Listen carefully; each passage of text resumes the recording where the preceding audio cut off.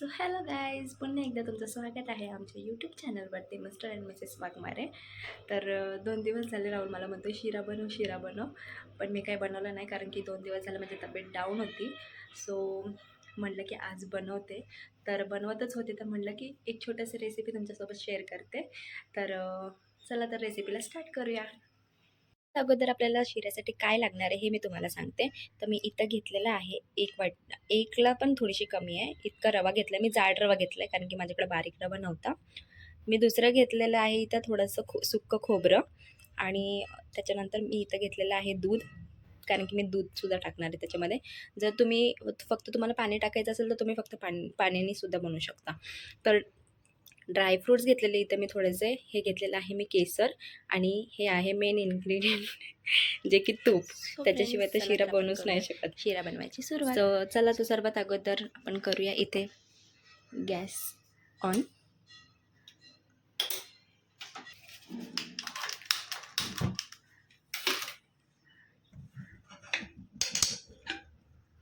त्याच्यावरती ठेवते मी हा माझा नवीन पॅन, जे की त्याचं आज मी उद्घाटन करणार आहे.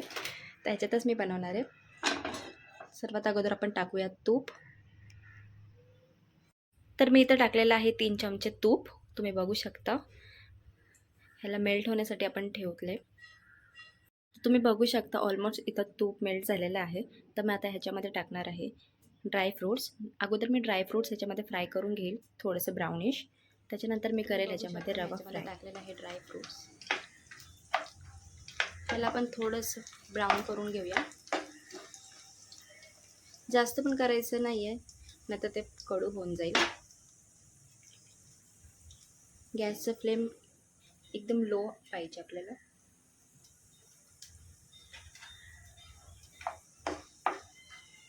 तुम्ही बघू शकता हे ब्राऊन झालेलं आहे हलकं हलकं.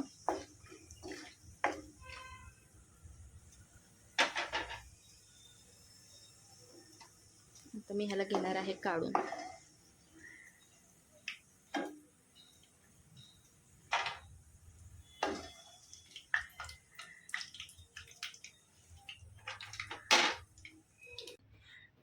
आता मी ह्याच्यामध्येच टाकणार आहे रवा.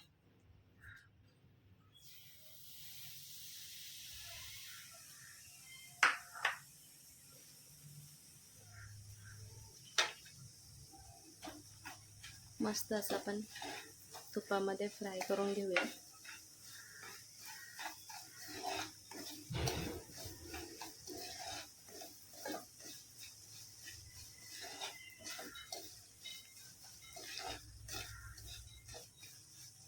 हलकं असं गोल्डन करून घ्यायचं आहे आपल्याला. गॅसचं फ्लेम आपल्याला एकदम स्लो ठेवायचं आहे, नाहीतर आपला रवा जळून जाईल.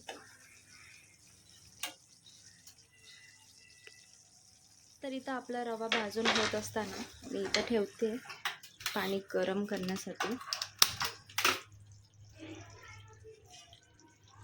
मी इथे घेतलेलं आहे थोडंसं पाणी. त्यामध्ये टाकणार आहे मी साखर, आणि थोडंसं कलर येण्यासाठी आपण टाकूया हे केसर. तर इथं ऑलमोस्ट पाणी गरम होण्यासाठी आलेलं आहे. तर मी इथं घेतलेली आहे अर्धी वाटी साखर. आपण आता ह्याच्यामध्ये टाकूया.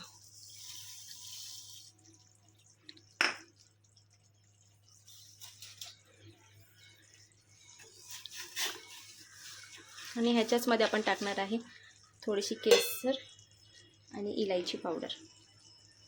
सो हे आहे थोडेसे केसरचे धागे, जे की मी ह्याच्यामध्ये टाकते कलर येण्यासाठी. त्यातच मी टाकणार आहे हे रिअल शेफचं इलायची पावडर. तर मी ह्याच्यामध्ये टाकणार आहे थोडंसं इलायची पावडर.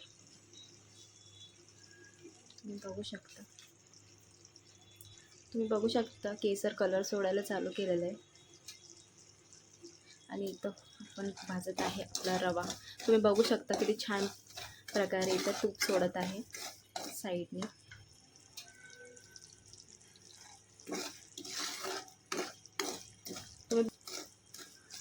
तुम्ही बघू शकता आपला रवा इथे गोल्डन ब्राऊन होत आहे. आपण थोडा उशीर अजून ठेवूया. बघूया आपण इथे आपली साखर मेल्ट झाली का. ऑलमोस्ट होत आहे. त्याच्यामध्येच मी टाकणार आहे खोबरं. खोबरं पण आपण ह्याच्यातच भाजून घेऊया.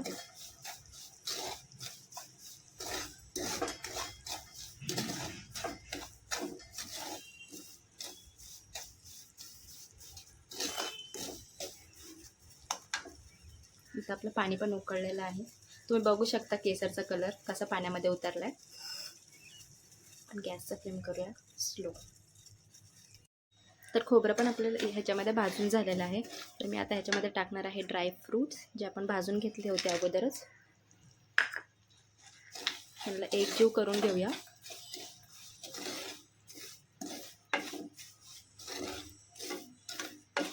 एक मिनटं आपण ह्याला असंच ह्याच्यामध्ये मिक्स होऊन देऊ.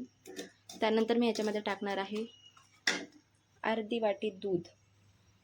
तर आता आपण ह्याच्यामध्ये टाकूया दूध.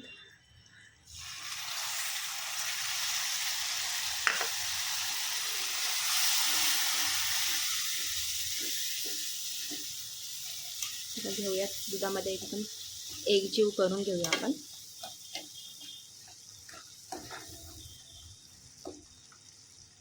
दुधामध्ये एकजीव करून घेतल्यावरती आपण त्याच्यावर झाकणार आहे 2 मिनिटांसाठी. त्याच्यानंतर आपण टाकणार आहे हे पाणी. 2 मिनिटं झालेले आहे आपले पूर्ण. तर आपण बघूया. तुम्ही बघू शकता आपला अर्धा आपला शिरा दुधामध्ये भाजला गेला आहे. आता आपण ह्याच्यामध्ये टाकणार आहे आपण गरम केलेलं हे पाणी.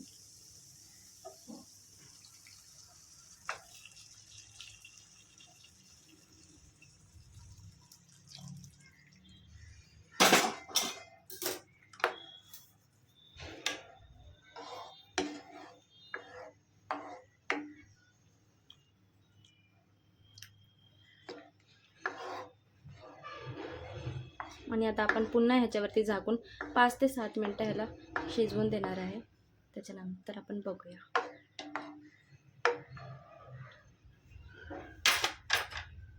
आपला शिरा बनवून कसा रेडी होतोय. तर इथं मी ह्याच्यावरती पुन्हा झाकलेलं आहे. तर मी आता ह्याला ठेवणार आहे 5 ते 7 मिनटं. भेटूया 5 ते 7 मिनटानंतर. तर मी आता ह्याला करते ओपन. आणि मी ह्याच्यामध्ये टाकणार आहे फूड कलर. हे ऑप्शनल आहे, मला आवडतं म्हणून मी टाकते. आणि कलर खूप छान येतो.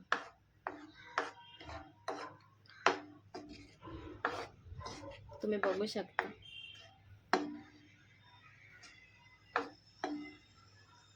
आता मी ह्याला पुन्हा झाकून ठेवणार आहे.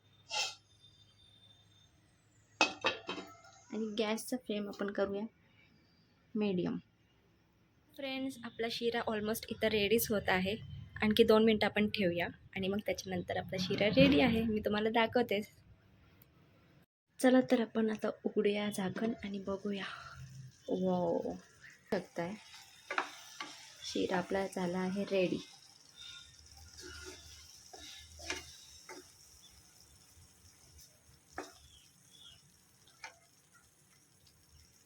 तर तुम्हाला माझी ही रेसिपी कशी वाटली हे मला कमेंटमध्ये नक्की सांगा. लाईक करायला विसरू नका, शेअर नक्की करा आणि सबस्क्राईब करायला विसरू नका. Bye bye.